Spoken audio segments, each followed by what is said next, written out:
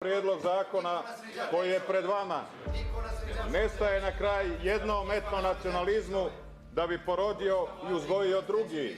Ne, ovaj zakon donosimo da bi svi u Crnoj Gori imali jednako pravo da po svojoj savjesti budu ili ne budu vjernici bilo koje vjeroispovijesti i da bi zakoni Crne Gore na ulici i sveštenicima u nas napali ste crkvu, ljudi.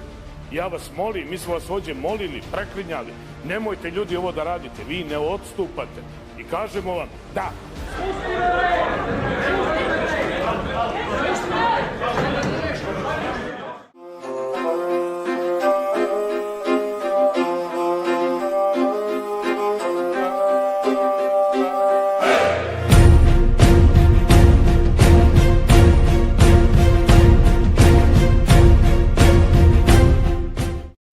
Bog se, dragi, na Srbe razljuti za njihova smrtna sagrešenja. Naši cari zakon pogaziše. Počeše se krvnički goniti, jedan drugom vadit oči žive. Zabaciše vladu i državu. Za pravilo ludosti završe. Nevjerne im sluge postadoše i carskom se krvlju okupaše. Velikaši proklete im duše na komate razdrobiše carstvo. Srpske sile grdno satriješe. Velikaši trag im se utro raspre, sjeme posijaše, grkote s njim pleme srpsko otrovaše. Velikaši grdne kukavice postadoše roda izdajice. Kroz istoriju Crna Gora je prolazila kroz mnoge okupacije, turske, austro-ugarske, pa čak i fašističke Italije.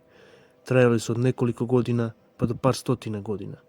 Niti jedna od tih okupacija nije udarila na ono što je pružalo nadu za opstanak ne samo Srba u Crnoj Gori, nego na celom Balkanu.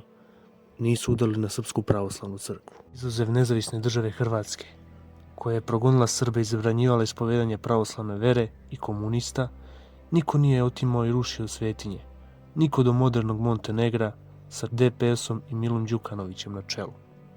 Demokratska partija socijalista, koja je degradirala i od jedne patriotske i časne stranke sa kraja 80-ih i početka 90-ih, sa Momirom Bulatovićem na čelu, spala na kriminalnu organizaciju na čelu sa čovekom koji je radi sopstvene sigurnosti i pohlape prodao stranku, a i celu zemlju.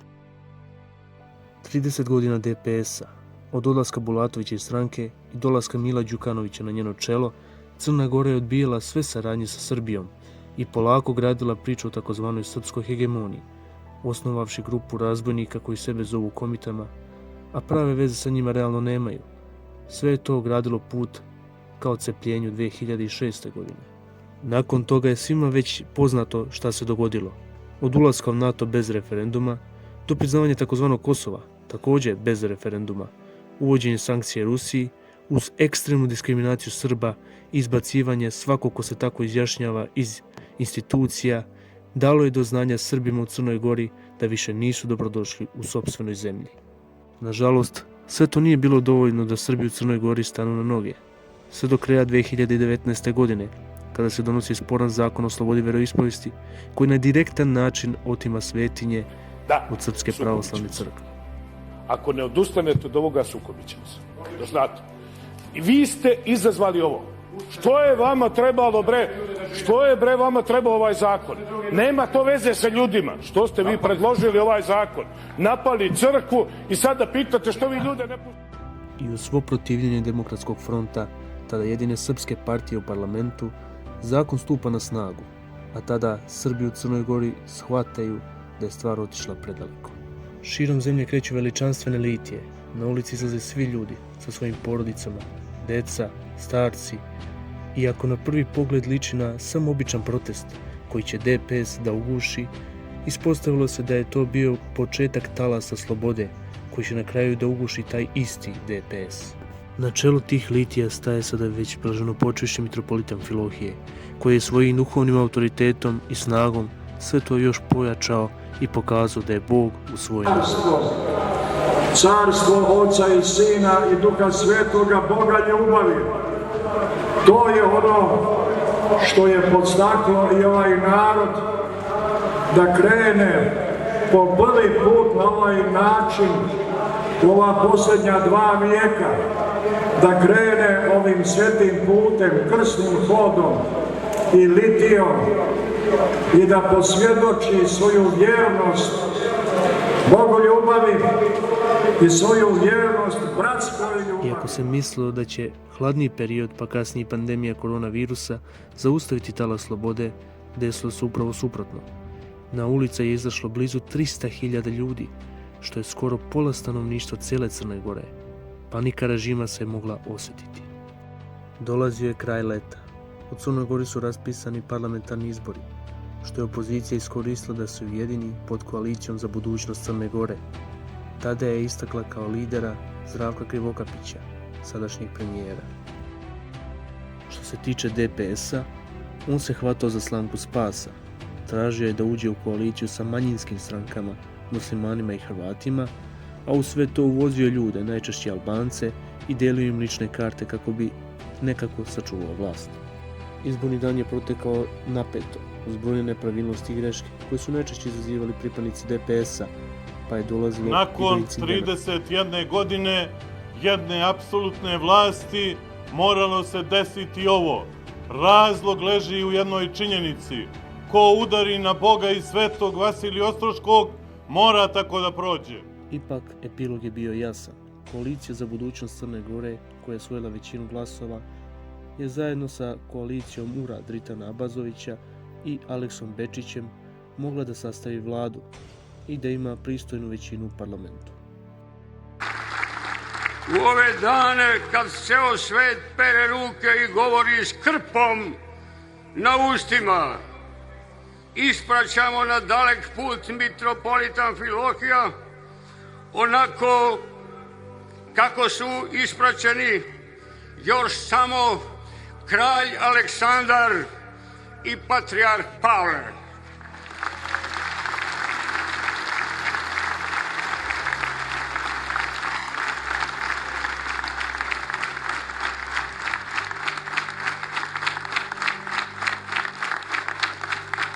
I već vidimo koliko danas grle sveti Justin Ćeliški i sveti Nikolaj Lelički i Žički i dočekuju ga rečima koje se prolamaju nebesima. Ne damo svetinje. 30. oktobra 2020. godine preminuo je mitropolit Amfilohije. Na pomenu i ispraćaju na večni počinak ispred hrama Hristovog vaskrsenja u Podgorici okupili se na desetine hiljada ljudi, kao i zvaničnici Srbije i Republike Srpske. Smrt jednog takvog velikana, ne samo Srpske pravoslavne crkve, nego i cele Crne Gore, uzdrmala je sve. Nedugo nakon njega odlazi i patrijarh Irinej, pa Srpska crkva ostaje bez svojih pastira.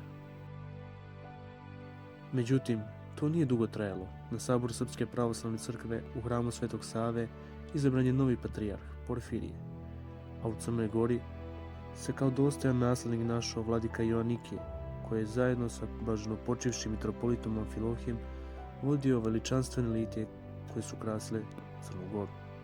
Prošlo je tačno godinu dana od dolaska nove vlasti. Zakon o slobodi veroispovesti je povučen, ali tenzije nisu stale.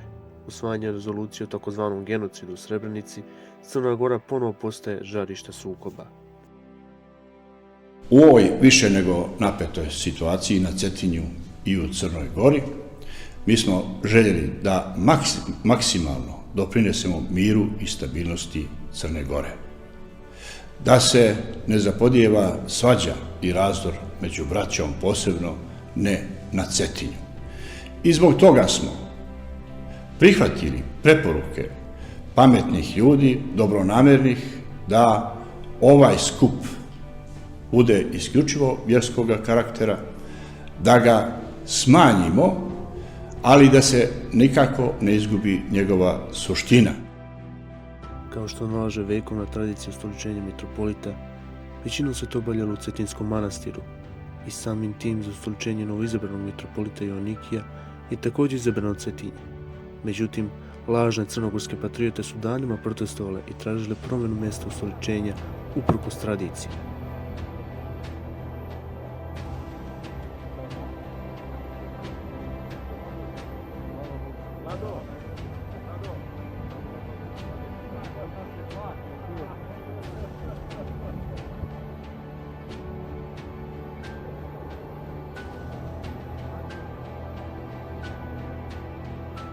Došao je i 5. septembar, dan kada je zakazano ustoličenje našeg mitropolita, koji će dobavi naš patrijarh.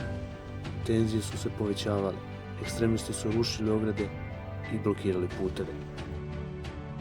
Kao da sve to nije bilo dovoljno, ko vođe tih nereda na Cetinju našao se sam Milo Đukanović, koji je lično dolazi zajedno sa vojvođanskim separatistom Nenadom Čankom i time je bio jasan plan DPS-a da je u pitanju državni udar, da se pokaže kako nova vlada nije sposobna da drži mir i bezbednost.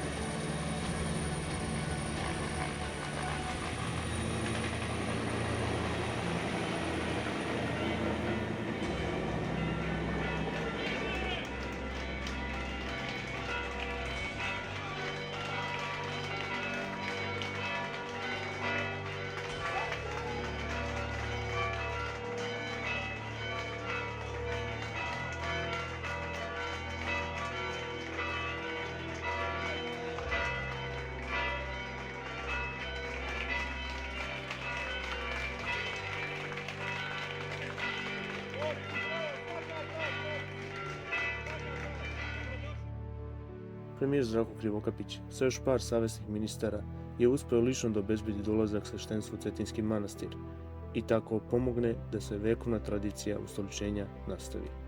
Crna Gora je danas podeljena na Srbe Crnogorce, ljude koji znaju svoje poreklo i istoriju svoje zemlje i ekstremiste koji su najverovatnije uživali partijsko zapošljavanje svih ovih 30 godina i zbog toga su prodali svoju državu i identitet.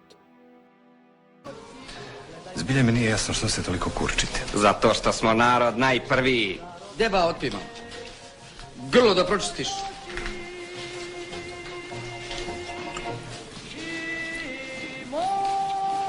Svaki Nijemac zna da je Bismarck potomak srpskoga naroda. Frankfurtske novine kad doće da nagrade Bismarcka kažu taj slovenski diplomata.